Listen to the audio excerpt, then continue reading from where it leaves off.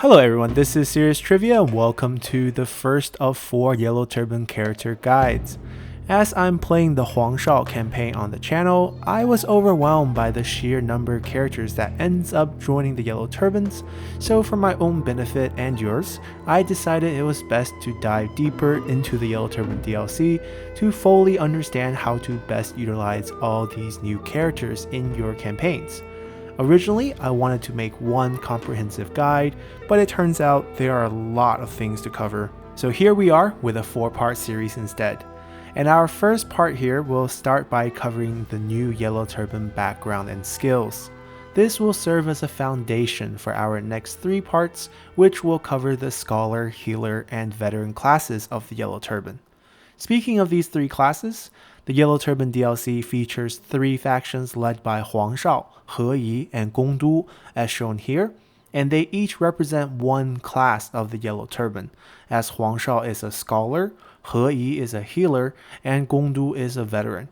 And each of these classes correspond to one of the scrolls that the cult of the Yellow Turban worships, with the Scholar representing Tian, or the heavens, the Healer representing Ren, or the people, and the Veteran representing Di, or the land. And within each of these classes are 5 different backgrounds. As you can see here, for the Scholar class we have the Brewer, Builder, Farmer, Jade Carver, and Potter. All these classes are for generic characters in the game, which is pretty much all of the Yellow Turban characters, as there are only 6 legendary unique Yellow Turban characters, with each faction starting out with 2 of them. We'll be covering each of these backgrounds within all 3 classes in far greater detail in their respective guides, so for this guide here, I will just give you my favorite background within each class as a little teaser for our future guides coming out next week.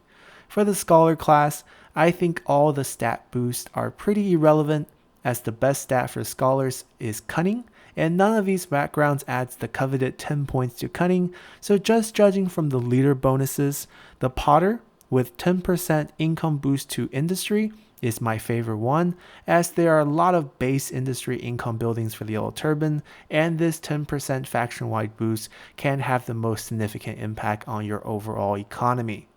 Moving on to the Healer class, we have the Visor, Fortune Teller, Musician, Physician, and Singer. Out of these, the Visor is clearly the best option, as the Yellow Turbans are quite limited in the terms of ways to deal with corruption when compared with base game factions, so the extra 10% corruption reduction here makes it my favorite background for the Healer class. Finally, we have the Veteran class, which includes the Astrologer, Monk, Philosopher, Sorcerer, and Writer. Out of these, the Philosopher is clearly the best background in the game for Yellow Turbans, as its passive bonus is not related to any leadership roles. So as soon as you acquire a Philosopher character, your research rate instantly increases by 5%. This is especially great for the Yellow Turbans, as reforms are no longer annually given to you, as it actually now requires research time. Now that we have a good idea of the different background unique to the Yellow Turban factions, let's move on to the Yellow Turban skill tree, which are also very different from their base game counterparts. As we can see here, the lines of progression in this skill tree is the main difference from the base game, which looks like this.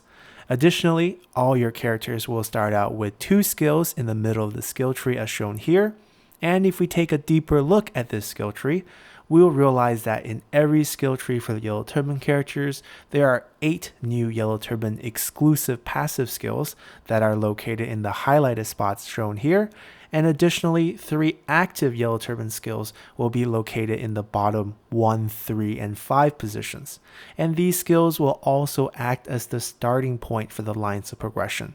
This means whenever you level up, you can learn any skills that are connected to an existing skill or any of the remaining active skills. Finally, on the top of every skill tree are 4 base game skills that we have already learned and covered before in our character guides for the base game.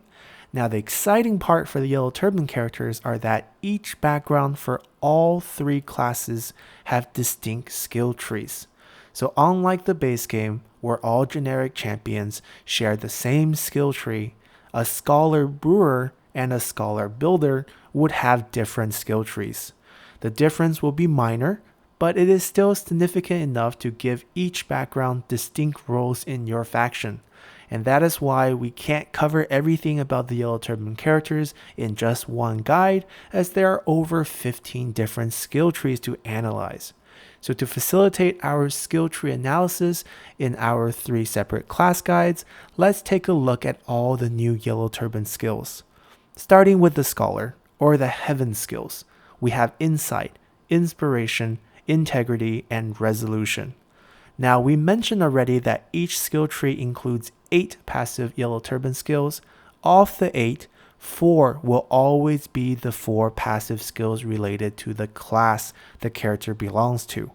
For example, if we have a Scholar, then they would have all 4 of these skills shown here in their tree. The other 4 passive skills will be 2 healer skills and 2 veteran skills. You can tell which class each skill belongs to by the Chinese character on the icons themselves. Here, all 4 skills have the Heaven or Tian character on the icons, so we know these are Scholar skills. All 4 of these skills add 5 points to Expertise and 3 points to Authority, which are the 2 colors that make up the Scholar class. They also add 2 points of Enlightenment each to help your faction rank up. In terms of what makes them different, we can see that Insight adds 10% research rate to your entire faction, while adding 8% range block chance to the general themselves. Inspiration gives Encourage, which boosts morale for nearby allies, and a nice 6% boost to income from commerce. Now, Yellow Turban generals are great to amass because of skills like Inspiration and Insight, as you can stack these faction-wide bonuses like the 10% research rate and the 6% boost to commerce infinite number of times. Next, we have Integrity, which gives the general 20 points of satisfaction, and the commandery the general is in 20% reduction to corruption. Think of these characters as mobile state workshop or mobile assignments that you can place on the map at key commanderies to provide the bonus to corruption reduction. Other than summoning the general to the campaign map, you can also have them on assignment or as a local leader, which are Yellow Turban version of the administrator, to trigger these local commandery effects. Lastly, we have Resolution, which has a similar effect as Integrity, as it has a local county effect instead of a local commandery effect. But this effect provides -1 construction time, and additionally it provides a personal bonus of +15 melee evasion. Moving on, we have the 3 Scholar active abilities, which are shared by all Scholar backgrounds. In the order they are located on the skill tree, we have Condemn, Inner Fire, and Preach. Now, all Scholars will start with Inner Fire, which is a passive buff that increases Scholar melee attack rate by 30%. Condemn is an active ability that reduces its target's melee evasion by half, combined with a 3.8k splash damage attack. This ability is basically a combination of Wisdom of the River and the Flame of the Phoenix from the base game, and is quite powerful. Lastly, we have Preach, which is another active ability that increases nearby allies' armor and melee evasion by 50 and 15% respectively. Next, we have the 4 healer passive skills, which all have the Chinese character Ren, or people, on their icons. All 4 of these skills boost Resolve by 3 points and Instinct by 5 points, while also increasing Enlightenment by 2 points.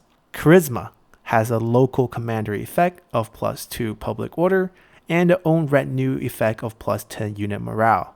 Defiance adds 10% armor to own retinue and 5 military supply per turn while in enemy territory for the whole army. Next up is Effortless Flow, which is a great skill, as it boosts the army movement range by 10% without requiring the general to be the commanding general. So technically, you can stack up to 3 of these skills in any given army, alongside with Reach for a total of 55% campaign movement boost, which can be even farther boosted with reforms to create ridiculous mobility for Yellow Turban armies. Additionally, this skill provides 10% movement speed for owned retinues on the battlefield itself. Lastly, we have Tranquility, which adds a 3% income boost to Peasantry faction wide, and the passive buff of Recovery, which heals your generals for 19 health per second when not in combat.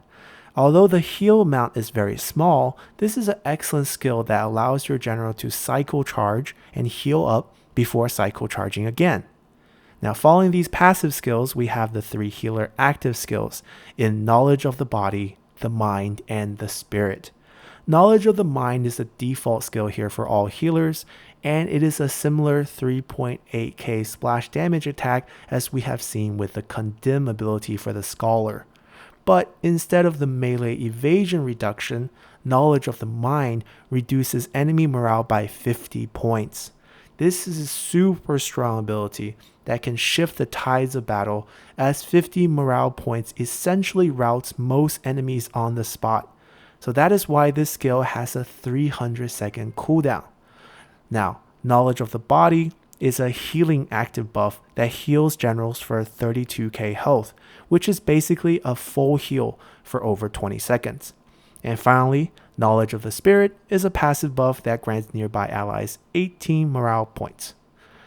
Lastly, we move on to our final class, the Veteran class, with its 4 passive skills in Fanaticism, Focus, Opportunism, and Subtlety. All these skills boost Resolve and Cunning by 5 and 3 points, which are the 2 colors of the Veteran class, and it also adds 2 points of Enlightenment to help your faction rank up. Starting with Fanaticism, we see that these skills are more battle related, as it boosts melee armor piercing damage and melee damage by 10% for its own retinue, and increases army replenishment by 5% for own army. So like Effortless Flow, we can stack this ability up to 3 times in any given army, along with the Commanding General taking Flexibility as a skill for a total of 20% additional replenishment, which is a huge bonus that's exclusive to the Yellow Turban factions. Next, we have Focus, which adds range damage and range armor piercing damage for own retinue by 10% and add 3% income from industry faction wide. So as you can see, Scholars boost commerce, Healers boost peasantry, and Veterans boost industry. Next up is Opportunism, which increases post-battle loot by 50% when present. So you can stack this up to 6 times in any given battle with 2 army groups of up to 3 generals each for a total of 300% post-income battle loot boost, which can be a significant boost to your economy. Additionally, you get 5% armor piercing damage boost for both range and melee units. And this skill also enables Fire Arrow for own retinue. Now the last veteran passive skill is Subtlety, which enables guerrilla deployment for own retinue, and most critically, night battle for the entire army. Finally, we round out this guide with the 3 veteran active abilities in the Commanding Shout, Disorient, and Strength of the Land. Disorient is the default active skill for all veterans, and it immobilizes all nearby enemies for 10 seconds. It's great for kiting enemy units and splitting up the enemy forces into smaller pieces. Next, we have the Commanding Shout, which is another active skill that adds 15% speed, 10% melee base and armor piercing damage, and 50 points to melee charge bonus while making all nearby allies unbreakable. This is great for when you are leading charges against enemy forces, as you can buff all your charging unit right before they crash into enemy lines. Lastly, we have Strength of the Land, which is a passive bonus that adds 1,900% charge resistance and 10% armor to all nearby units. While this seems like a great defensive passive bonus, this is also a great bonus for even when you're charging the enemy, as the 10% armor is helpful at all times. Now, there is one big design error here that is pretty obvious. As you can see, all 3 of these abilities adds 5 points of resolve and 3 points of instinct, when in fact the veteran color combination should be green and blue. So I believe it's an oversight by the game developers to have these skills boost instinct instead of cunning like the 4 passive skills we just went over. Now, this concludes our guide. This guide is pretty much an overview of everything new in the Yellow Turban DLC. I will go much deeper in terms of analysis when it comes to each of the class guides to follow, with the Scholar guide coming out tomorrow. followed by the Healer Guide on Wednesday and the Veteran Guide on Friday. So stay tuned for those guides where we will explore the best roles, army compositions for all the Yellow Turban characters based on their skill tree and background. Hope you guys enjoyed this video, and if you did, please consider subscribing, liking, and commenting below to support my channel.